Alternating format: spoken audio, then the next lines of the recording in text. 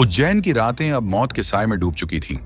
हर रात अंधेरा गहरा होता जाता था, जैसे कोई बुराई शहर के हर कोने में समा गई हो। कहते थे कि एक राक्षस ने उज्जैन पर कब्जा कर लिया है। वह न केवल महिलाओं और लड़कियों का अपहरण करता था, बल्कि जिनका सामना करने की हिम्मत होती उन्हें पत्थर बना देता था। कोई नहीं जानता था वह राक्षस कौन था और उसकी ताकत कितनी बड़ी थी। फिर एक दिन एक साधु जो वर्षों से अपनी तपस्या में खोया था, राजा विक्रमादित्य के दरबार में पहुंचा। उसकी आंखों में एक अजीब सा डर था, जैसे कुछ बहुत बड़ा और खौफनाक घटित होने वाला हो। महाराज, उसने कांपते हुए कहा, उज्जैन में एक दैत्य ने ऐसा आतंक मचाया है जिसे हराना असंभव है। उसकी ताकत के आगे हर कोई नतमस्तक हो गया है। वह हर किसी को पत्थर बना देता है जो उसे चुनौती देता है। राजा विक्रमादित्य का चेहरा जलते हुए क्रोध से तमतमाया। तो इसका मतलब यह है कि मैं डरने वाला नहीं हूं, उसने गर्व से कहा, तलवार खींचते हुए। लेकिन साधु ने उसे रोकते हुए कहा, महाराज, उस दैत्य से केवल बाहरी ताकत से नहीं, बल्कि आपकी आंतरिक शक्ति और समझ से ही जंग जीत सकते हैं। वह केवल एक चीज से डरता है, आपकी बुद्धि। वह जानता है कि गुस्से और अहंकार से कुछ भी नहीं मिलेगा। आपको एक रास्ता दिखाना होगा जो उसे न केवल हराए बल्कि उसे नष्ट कर दे। विक्रमादित्य का मन गहरे संघर्ष में था। वह आंतरिक उथल पुथल से गुजर रहा था, क्योंकि उसे अपनी ही ताकत पर शक हो रहा था। क्या वह अपनी आग को काबू कर पाएगा? क्या उसका धैर्य उसे जीत दिला पाएगा? यह केवल युद्ध नहीं था, यह उसका अपना आत्मविश्वास था जो दांव पर था। उसने एक गहरी सांस ली और कहा, मैं तैयार हूं साधु, मुझे रास्ता दिखाओ। यह युद्ध मेरी आंतरिक शक्ति का होगा। वह दैत्य अब मेरी दुनिया में नहीं रहेगा। अब विक्रमादित्य के सामने था एक रास्ता जो न केवल शारीरिक था बल्कि मानसिक और आत्मिक भी। गुफा तक पहुंचने का हर कदम उसे आत्म खोज की ओर ले जाएगा, जहां वह अपनी सबसे बड़ी चुनौती का सामना करेगा।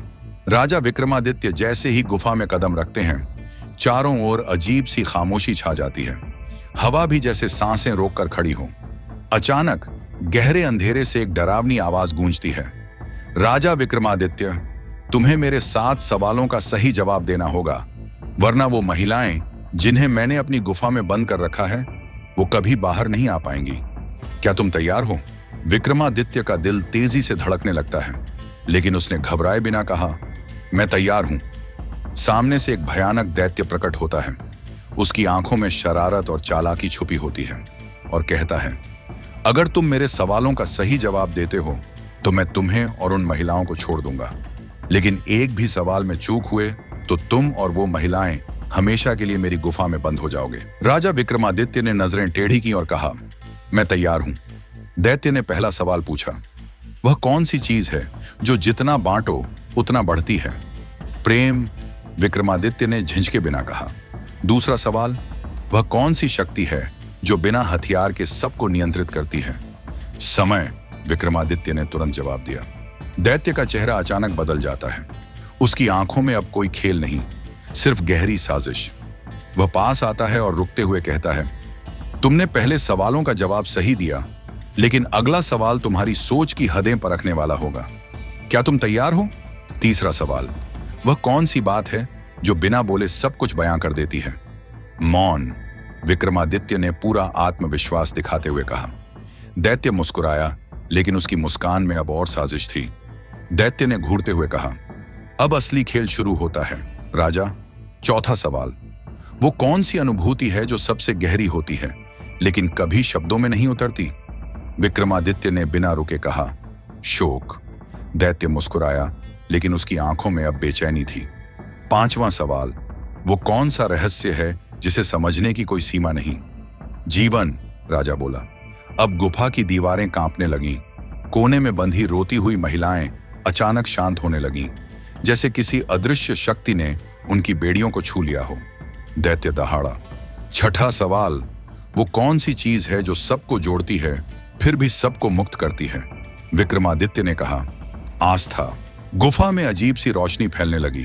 तभी दूसरा दैत्य प्रकट हुआ, कहीं ज्यादा भयानक, लाल आंखों वाला, सफेद बालों वाला, उम्र हजारों साल की लगती थी।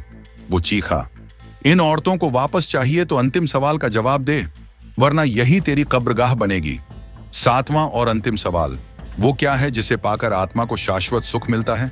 लेकिन खोते ही सब कुछ अंधकार में डूब जाता है। सन्नाटा। फिर विक्रमादित्य की आंखों में चमक आई। सत्य। दोनों दैत्य चिल्लाए और उसी पल पत्थर में बदल गए।